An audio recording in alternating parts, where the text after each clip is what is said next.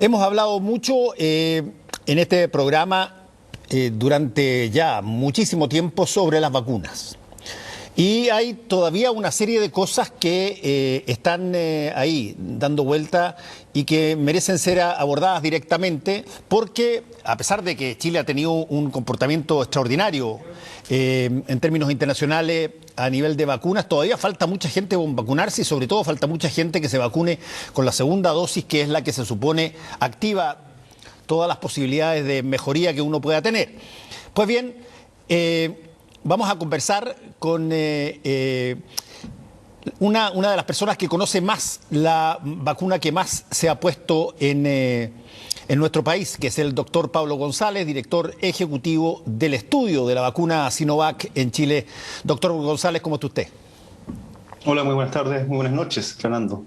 Voy a partir al tiro para despejarlo con el doctor Fugao, que en China hizo un cuestionamiento de alguna manera de la efectividad de la Sinovac y automáticamente quedó la crema en todas partes porque es una de las que más se usa. Acá se advirtió que en los estudios que se habían hecho decían que tenía unos porcentajes que probablemente usted los va a mencionar, que estaban en el estándar que se necesitaba para este tipo de vacunación. Cuéntenos un poquitito qué fue lo que pasó y cuáles son las realidades de la Sinovac según usted entiende.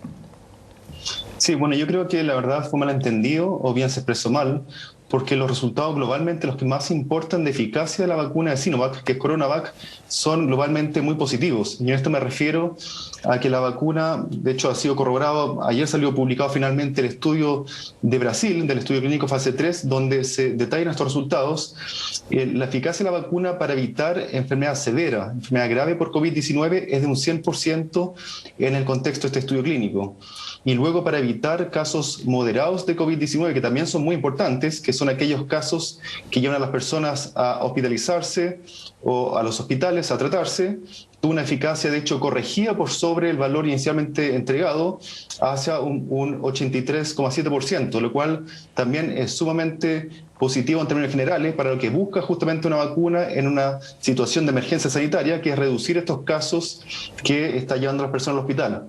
Ahora, queda un valor que probablemente el que genera un poco de polémica, que este valor global de la eficacia de la vacuna, la capacidad de reducir la infección de casos muy leves, que está en torno al 50,7%, que, insisto, son los casos que pueden resolverse en casa, que no requieren de atención médica, que no requieren de hospitalización, y que de hecho fue corregido en el estudio clínico al analizarse intervalos de vacunación entre primera y segunda dosis, un poco espaciado, más cercano a, de hecho, lo que se está aplicando actualmente en la población chilena, que es un esquema de 0 y 28 días. Y en ese caso, de hecho, se corrigió en el estudio clínico con una temporalidad, la verdad, de 0,21, pero más cercano a la 0,28 que estamos aplicando, se corrigió a un porcentaje de eficacia del 60 y algo por ciento, lo cual también corrige y mejora los pronósticos de efectividad que podrían manifestarse en la población chilena. Ahora, doctor González, me encantaría que si pudiéramos reseñar en forma bien directa cuáles son esos múltiples porcentajes que se publican que dan cuenta de las efectividades de las vacunas. ¿Qué significa que tenga el 56% o que tenga el 70% o que en tal condición tenga el 60% para tratar de explicarle a la gente que nos está viendo cómo se pondera la efectividad de una vacuna? Claro, generalmente el porcentaje que se da engloba todos los casos variados, desde muy leve a muy severo de COVID-19. Y en algunos casos es bastante paradójico. Uno puede tener una eficacia globalmente muy grande de una vacuna, pero que no necesariamente protege en un 100% los casos muy severos, los casos más graves. Y en nuestros casos uno puede tener vacunas que tienen menor porcentaje de eficacia global, pero que en los distintos tramos presentan mayor eficacia, y particularmente los tramos que son más relevantes, como los que mencioné anteriormente, de casos graves que conducen a hospitalización, y también los casos moderados que conducen a la necesidad de atención médica. ¿Y cómo se determina ese porcentaje por vacuna? ¿Cuándo? ¿En qué momento del estudio se determina eso? Claro, lo que se hace durante el estudio clínico, a medida que van apareciendo casos de COVID-19, se va determinando primero a qué grupo pertenecen. Si pertenecen al grupo placebo o al grupo que fue vacunado. Y una vez que se establece dentro de qué grupo pertenecen, se evalúa la severidad del COVID-19 que se manifestó en esa persona. Y hay una escala que es bastante amplia, que tiene un score, una evaluación clínica, que indica la severidad de este COVID-19. Y en base a eso uno puede hacer un desglose de la eficacia por tramo de severidad del COVID-19. Doctor González, de todas las vacunas que se han colocado, ¿cuántas todavía queda para la segunda dosis? Bueno, actualmente se ha aplicado, según entiendo, el 60% de las dosis de personas que están vacunadas con Sinovac. Esto representa globalmente a nivel poblacional, tenemos actualmente un 30 y algo por ciento de la población con ambas dosis, un 48% de la población con al menos una dosis, y obviamente esto es algo que va variando día a día y es una mezcla de una combinación de vacunación con la vacuna Pfizer y la vacuna de Sinovac. Sí, yo soy uno de esos de que tiene las dos dosis ya puestas por edad, digamos. Reconozco que uno anda de pronto casi como en forma incluso hasta ridícula, digamos, pero buscando síntomas, digamos. Y me lo comentaba el otro día otra persona, un amigo me decía, mira, me puse la segunda dosis y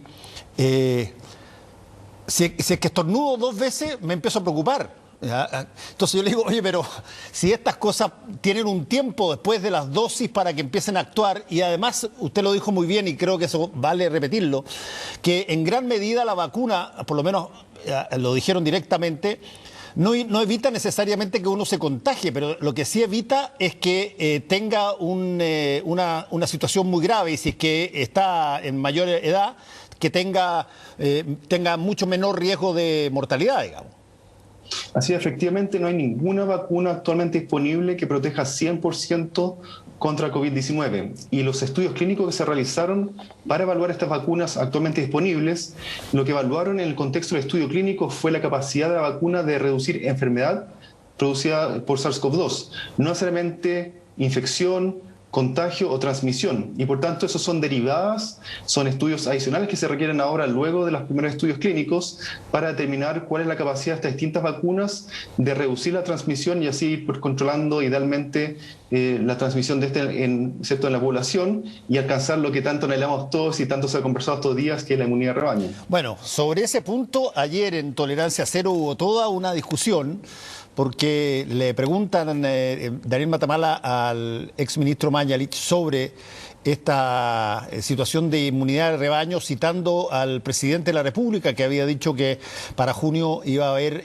probablemente inmunidad de rebaño, a lo que el ministro Mañalich dice que el presidente está equivocado, que eso no va a ser así, lo que de alguna manera refleja que hay una diferencia en términos de asesoría al presidente de antes y de ahora, porque me imagino que si él hubiese estado parte de los asesores directos del presidente ahora y le hubiese dicho que no había por qué decir una cosa como esa, probablemente el presidente no lo hubiese dicho, pero lo dijo, y por lo tanto yo supongo que cambiaron un poco los asesores, pero el hecho es que el pencazo que pega el doctor Mañalich lo pega no solamente al presidente, sino que al entorno que lo está asesorando, y desde ese punto de vista, ¿qué significa eso si es que la máxima autoridad da un vaticinio con fecha que eventualmente otros profesionales dicen que está equivocado?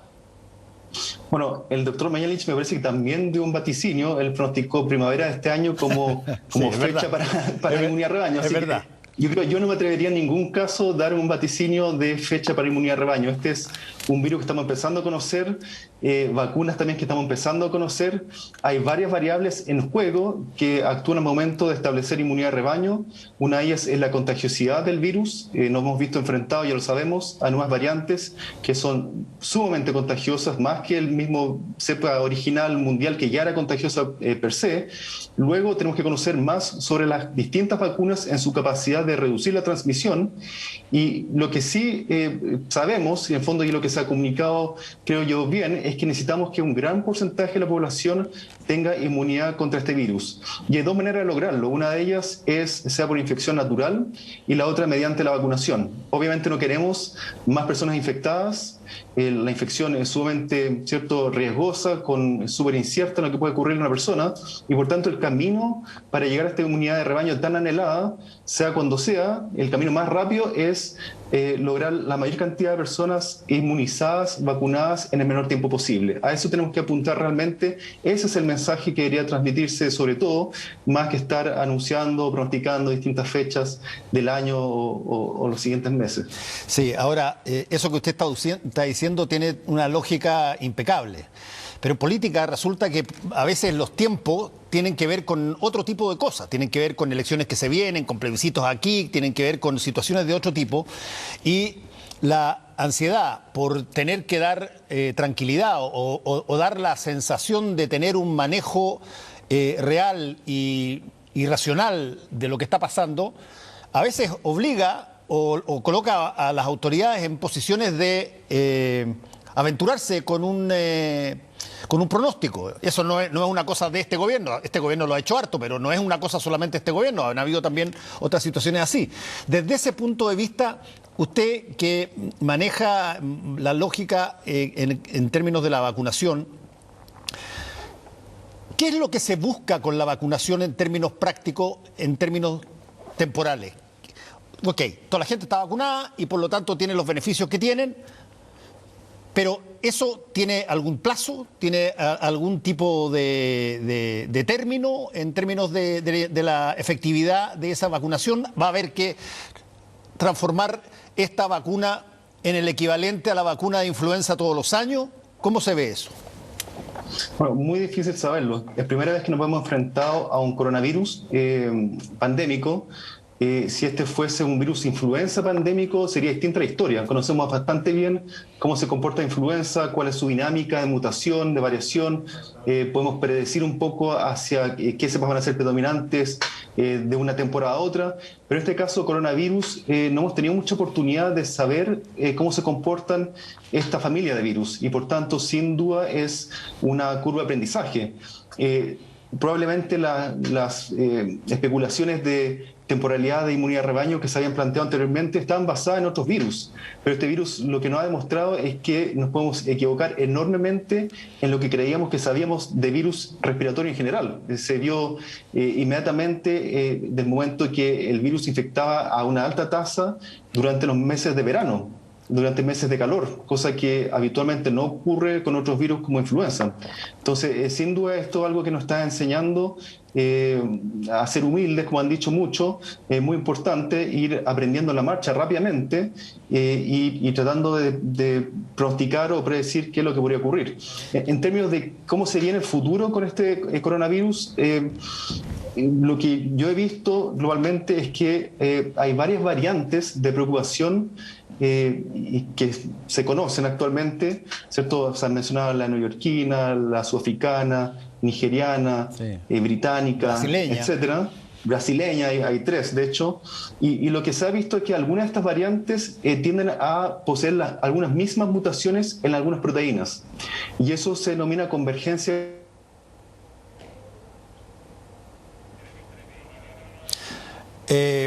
Tenemos un pequeño problema con la comunicación con el doctor Pablo González. Recordemos que el doctor Pablo González es una de las personas encargadas de estudiar todo lo que tenía que ver con la vacuna Sinovac, y estamos justamente ahora conversando sobre la proyección, Pablo, la proyección de la vacuna y todas las dificultades entre medio que están por justamente ser primera vez que se conoce de esta pandemia.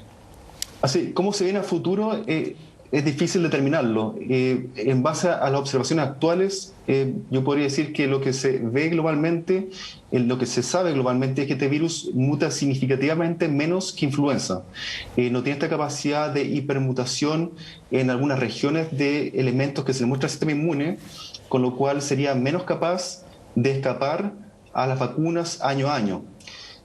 Por otro lado, distintas variantes tienen elementos similares entre sí, lo que habla también de que hay una convergencia evolutiva, que el virus en distintas partes del mundo busca la misma solución para escapar y por tanto daría a entender que no tiene tantas herramientas de escape como lo tienen otros virus. Que no se piense que no puede hacerlo, porque podría hacerlo, pero al menos no tan tradicionales o tan típicas como otros virus como influenza. Ahora, doctor, un asunto que lo acabamos de ver porque se suponía que votábamos el fin de semana recién pasado y estamos con una elección ahora para mayo, pero eventualmente podría incluso posponerse de nuevo si es que se dan cifras negativas. Mi pregunta, que es una pregunta que no sé si es que se puede hacer, para serle franco, es ¿por qué no se fija un estándar, ya sea para cada región o para el país y las regiones, donde se vaya día a día comunicando cómo está la pandemia actuando contra ese estándar, que es el estándar mínimo sobre la base del cual se puede ir a votar?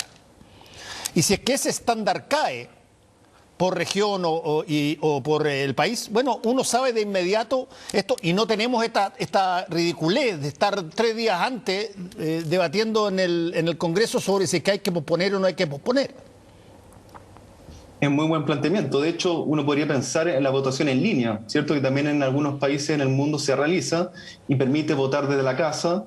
A la mayoría de las personas, quienes no tienen posibilidad de conectarse en línea, pueden acudir físicamente a las urnas, pero también es una metodología que podría ser un momento en el cual podría aplicarse para justamente este escenario donde salir se dificulta producto de las alzas de casos de COVID-19.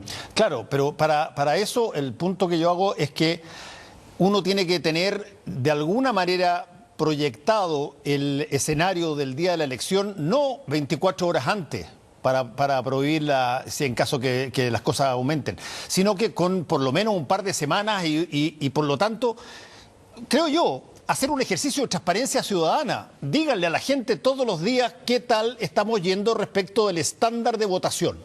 Si ese estándar de votación para cada comuna, ese estándar de votación para cada región está cumpliéndose, no hay ninguna razón por la cual suspender. Si es que no está cumpliéndose, bueno, hay que hacer algo al respecto, pero lo sabemos con la debida anticipación antes que nos llevemos una apurada en las últimas 24 horas del asunto.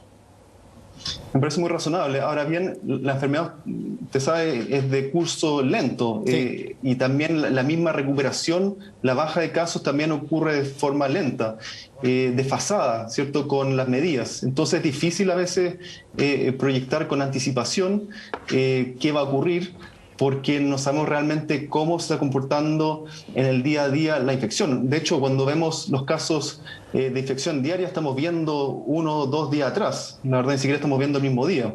Entonces, es bastante difícil hacer una proyección en ese sentido. Bueno, la dificultad que tiene es que hay que hacerla con el tiempo suficiente antes de la elección, de tal manera que uno vaya viendo si es que las cosas progresan favorable o negativamente, ¿no? Por cierto, no es una cosa que haya que decidirla en 4 días porque no se alcanza a tener el registro real. Pero si es que si estamos más o menos a un mes un poco, sí, más o menos un mes de la potencial elección, bueno, en una de esas perfectamente podríamos saber sobre la base de qué tan cerca del estándar de votación estamos para ir a votar, porque hay suficiente tiempo para poder calcular efectivamente lo que está pasando con la población. Así es, en ese sentido, entonces, podríamos esperar eventualmente en las próximas semanas un comunicado sobre la proyección a un mes desde ahora, ¿cierto? Para saber cuál es la situación a la cual nos veríamos enfrentados el día de la votación. Claro, yo no sé si se puede hacer, pero digo, por eso yo digo, generar un estándar contra el cual tú vas dando información todos los días y vas viendo si que está sobre o bajo el estándar, que es el estándar electoral. Si es que estamos bajo eso o en eso, se puede votar. Si no, no se puede votar. Y bueno, y lo estamos diciendo permanentemente todos los días, viendo y jugando contra el estándar.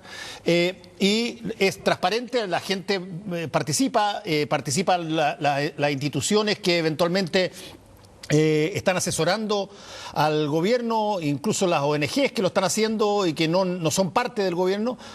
Pero yo creo que lo que vimos la primera vez, que finalmente tras trabillones, en las últimas horas, se toma una decisión, suena mucho, para ser franco. Alguien perfectamente puede pensar que todo eso estaba, pero orquestado para que no se hiciera la elección. Y yo creo que hay que quitar ese tipo de elementos distractivos y conspirativos y hacerlo transparente. No hay para qué temerle a la gente. Va a entender perfectamente si es que acaso no se cumple el estándar. Me puedo decir, me parece sensato. Ahora, última pregunta, doctor. Las distintas vacunas que están operando en el país, ¿todas tienen de alguna manera la misma lógica, los mismos tiempos después de la inoculación para activarse? Hay algunas que, ahora se está hablando de que hay algunas que solamente pueden requerir una dosis y hay algunas que pueden eventualmente tener 3 dosis. ¿Cómo opera la masa general del país en términos de ese fenómeno?